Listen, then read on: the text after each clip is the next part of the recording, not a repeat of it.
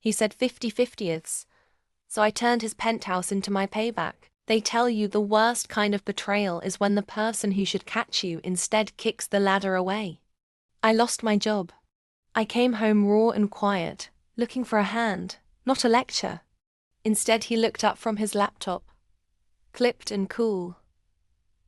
From now on, bills are 50/50ths. For a moment I stayed collapsed on the couch, tasting humiliation. Then a tiny, very dangerous thing happened. I remembered I knew how to build. I stopped begging for pity and started telling a story. I filmed a single, raw video. No sob story, no entitlement, just the line he'd said, cut together with my face and the unpaid job notices. I posted it to a small channel I'd been keeping. Honest, unpolished, about getting back up after being knocked down. I called it the 50/50ths test. I worked. I poured severance into building a pop-up consultancy, helping laid-off professionals pivot to freelance careers. I pitched evenings, networked at breakfasts, and turned every no into a tighter pitch. Within weeks we had clients, then partners, then press. People loved the blunt honesty of the first video.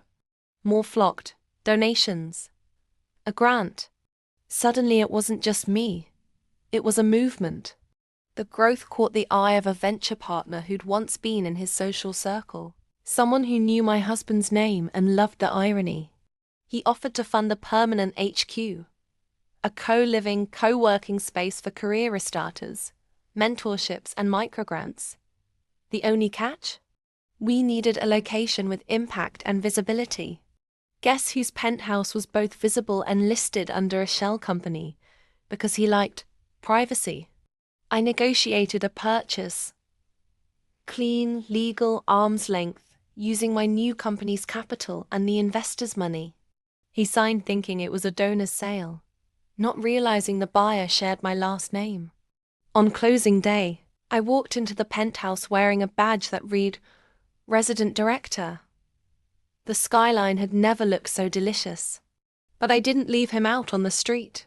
Instead, I offered him a sublease. You wanted fairness, I said, handing him a printed invoice for 50% of utilities, parking, and maintenance, the same math he'd pitched at me. He swallowed. The man who'd reduced me to split the bills was now splitting a one-bedroom in a community center that hosted empowerment workshops, resume clinics, and seed funding ceremonies. He had to RSVP to events where women he'd dismissed got microgrants. He had to wait in communal lines. He had to listen. Worst of all for him, the community loved it. They donated, they applauded our mission, and they posted selfies with the woman who turned humiliation into a habitat for other survivors. When he tried to gaslight me in front of friends, people laughed. Not at me, but at him. Want more delicious, strategic payback and real comeback stories? Subscribe and hit the bell. Join the channel where we turn "you owe me" into "we owe each other."